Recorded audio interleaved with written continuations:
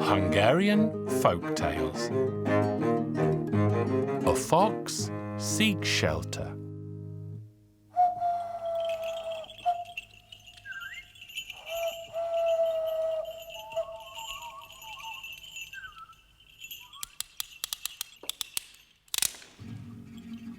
Once upon a time, there lived a wily fox. The old fox was hungry, and so he took a sack and left his home.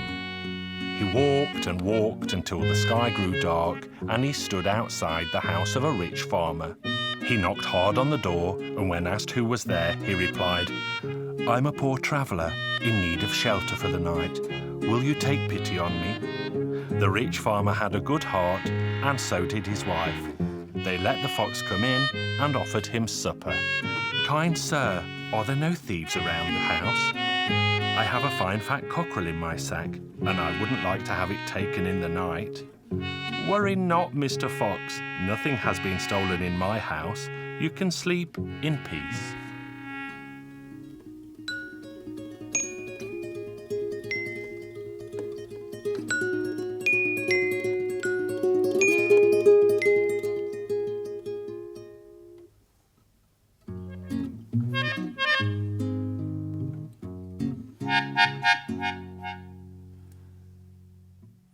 "Oh, poor me, my fine fat cockerel has been stolen." They all searched high and low, but no one could find the cockerel anywhere. The rich farmer was so ashamed that a guest of his had been robbed, and he felt sorry for the old fox as it wailed and moaned. But what could he do? He gave the fox a fine fat cockerel of his own and wished him well. So the fox left with a grateful grin on his whiskered face. He walked and walked until the sky grew dark and knocked hard on the door of a second farm. Good people lived in this house, and he was welcomed once more. As they were about to go to bed, the fox began to scour the room as if searching for thieves. "Kind sir, let me tell you that I have a fine fat goose in my sack, and I wouldn't like it to be stolen in the night."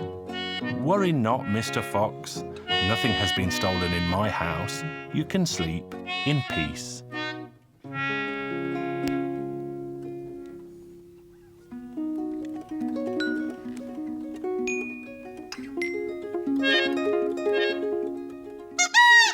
The fox waited for these fine folk to fall asleep, and he opened the sack. And what was in the sack? Why, the cockerel, of course.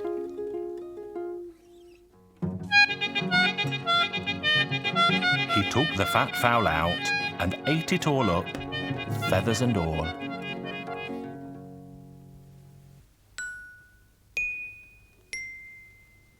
"Oh, poor me, my fine fat goose has been stolen." They all searched high and low, but no one could find the goose anywhere.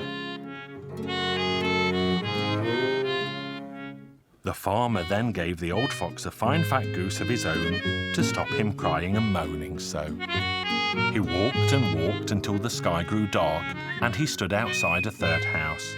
He knocked again, was let in again, but before they went to bed, he turned to the farmer and said, "I've put my sack here under the bench, kind sir, but I can't rest in my bed because I should tell you, kind sir, that I have got a fine fat piglet in it." "You can sleep in peace, Mr. Fox," the farmer assured him. "No matter what is in your sack, there will be no trouble here."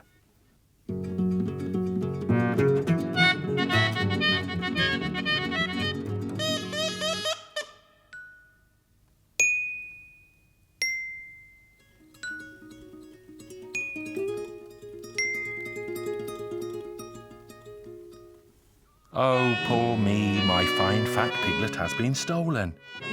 They all searched high and low, but no one could find the piglet anywhere. What else could the farmer do but give the fox a fine fat piglet of his own.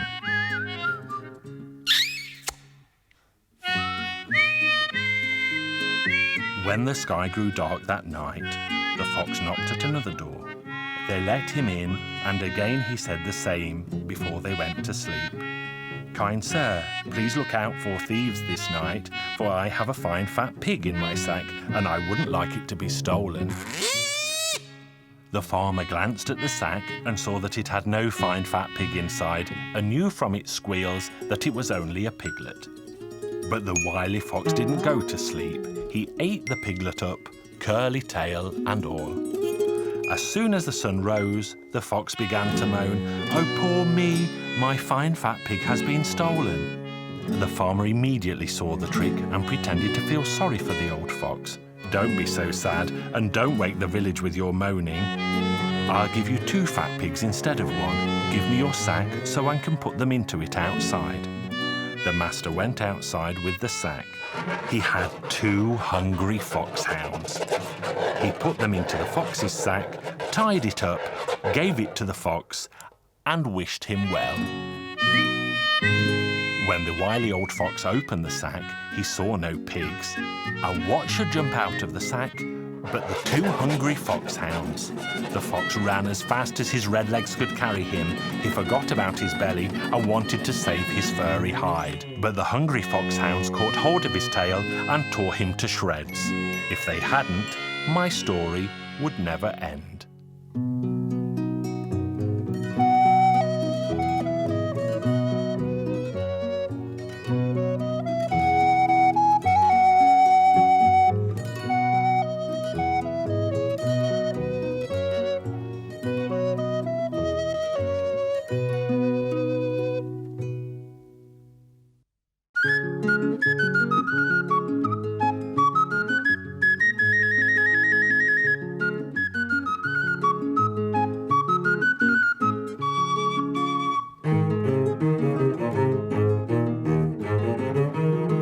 Hungarian Folk Tales.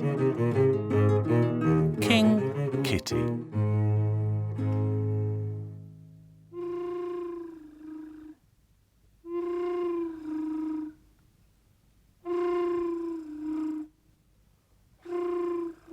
Once upon a time, there lived a poor old woman, and she had a cat.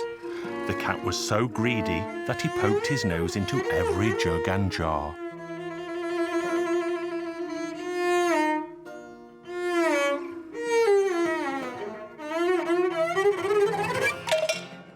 Then the day came when the old woman could not stand the cat's greedy ways any longer, and she said to him, "Get out of my house.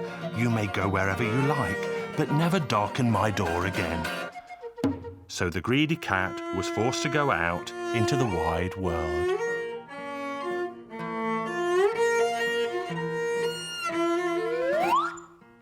The cat walked until he came to a bridge, where he sat and gave a sad meow.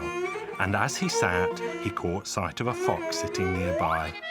The cat prowled slowly around the fox and rustled the bushes. The fox was terrified, as he had never seen a cat before, and the cat was terrified because he had never seen a fox before, so they both just stood there shaking.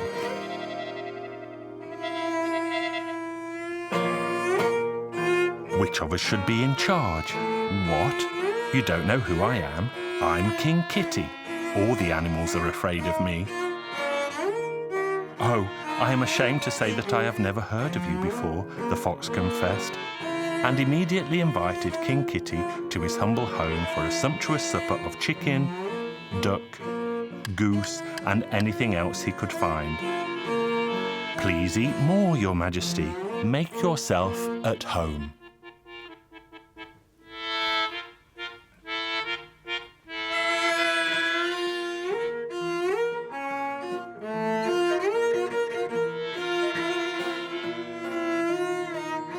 When the feast was finished, the fox prepared an exceptionally soft bed for King Kitty, who ordered complete silence while he had his royal nap.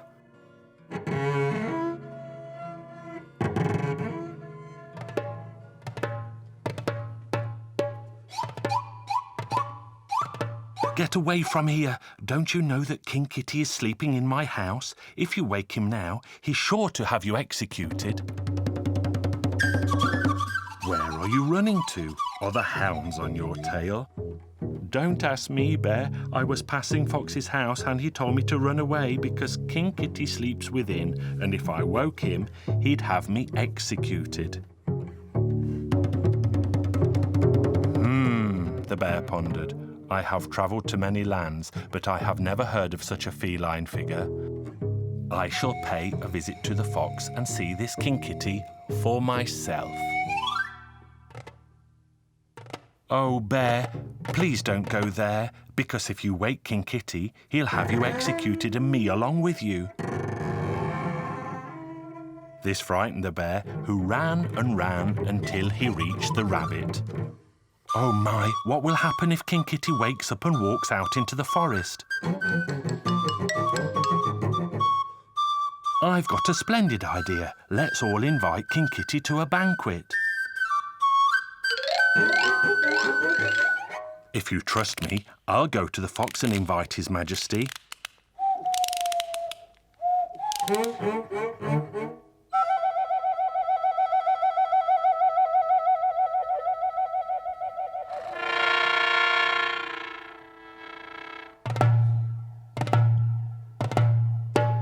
All right, I'll go to see if King Kitty is awake, and I'll inform him of your wish.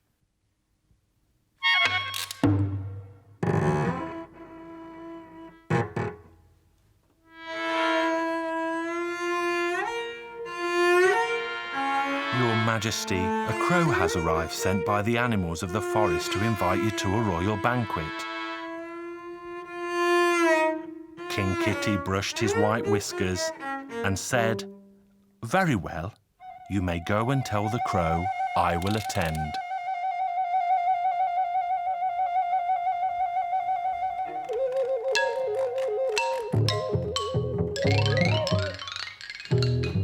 As evening came, King Kitty began to make himself ready. He waxed his whiskers and left in the company of his host, the fox. The crow met them to show the way. But the crow was too scared to fly down to the ground, and so instead he flew from tree to tree and called, "This way, please, this way, please." The other animals soon sighted King Kitty arriving with the fox. "Oh, dearie me, here comes King Kitty. He'll skewer me on his spiky whiskers." But all of a sudden the animals took fright and fled to all four corners of the forest. And if these foolish animals had not run away, my story would have lasted longer still.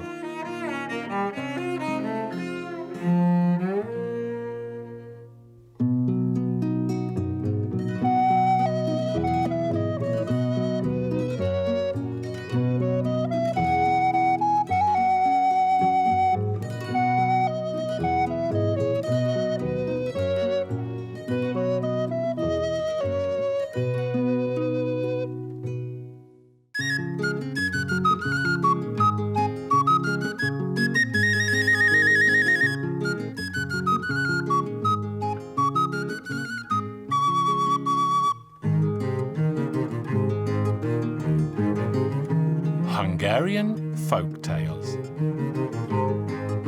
Only donkeys don't eat the spoon.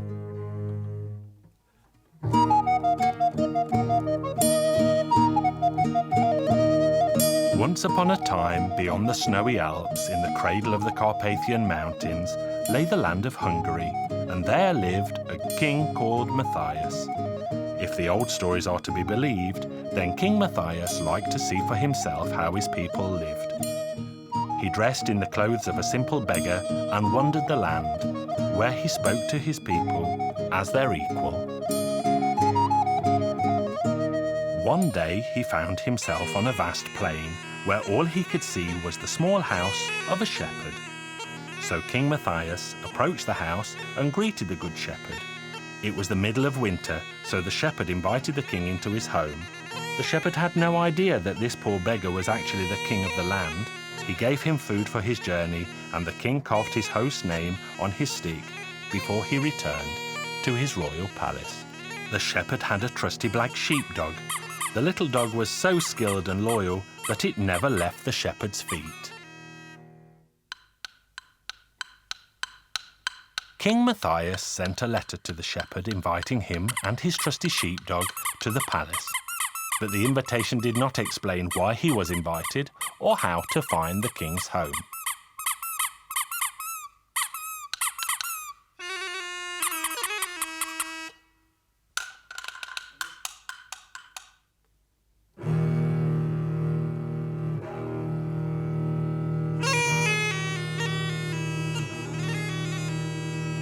So the shepherd made himself look smart, took his crook in his hand, and set off for the king's royal palace, with his sheepdog by his side.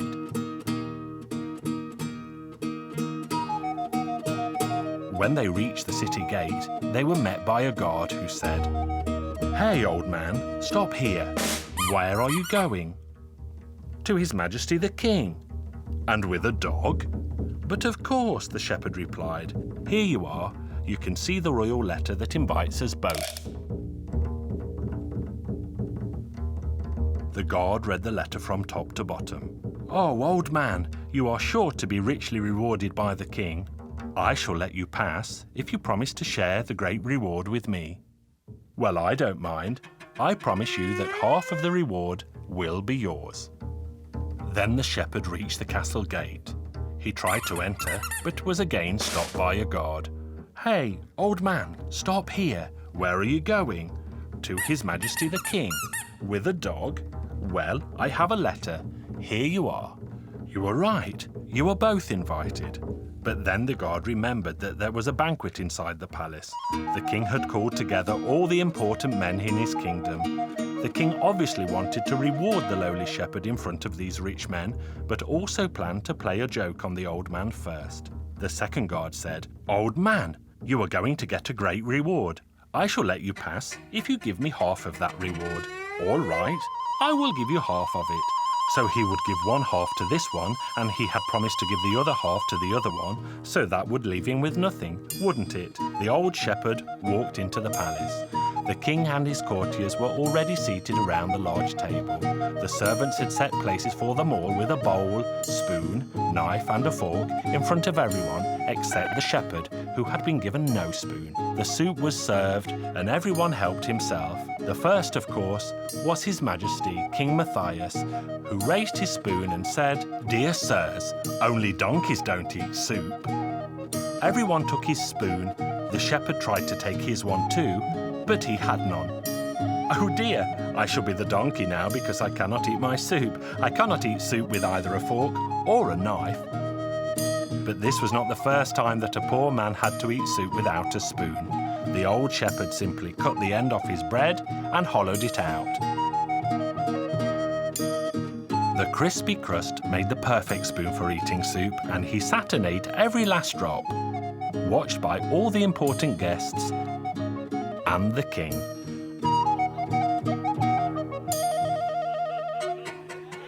"Your Majesty said that only donkeys don't eat soup. Well, let me add that only donkeys don't eat their spoon."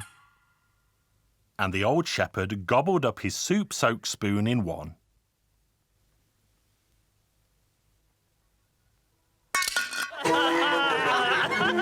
The banquet eventually ended and the time came for the king to hand out rewards. And you will never believe what the old shepherd asked for. "Your Majesty, I would like 50 strokes of the stick." "Shepherd, I haven't invited you to beat you 50 times with a stick. I wanted to play a practical joke on you, but you played the joke on me. Therefore, you deserve more than 50 strokes. Tell me now what I owe you." "Your Majesty, you owe me nothing more than 50 strokes. That's all I want." Then the king understood that it had been a joke again. "Very well then, but tell me now why." "Why? The reason is very simple. On my way here I was stopped by a guard at the city gate who refused to let me in unless he could share half of my reward. Then a second guard only let me enter the palace if he too could receive half of my reward. So now one will receive 25 strokes of the stick, and so will the second." And so the shepherd's joke was ended.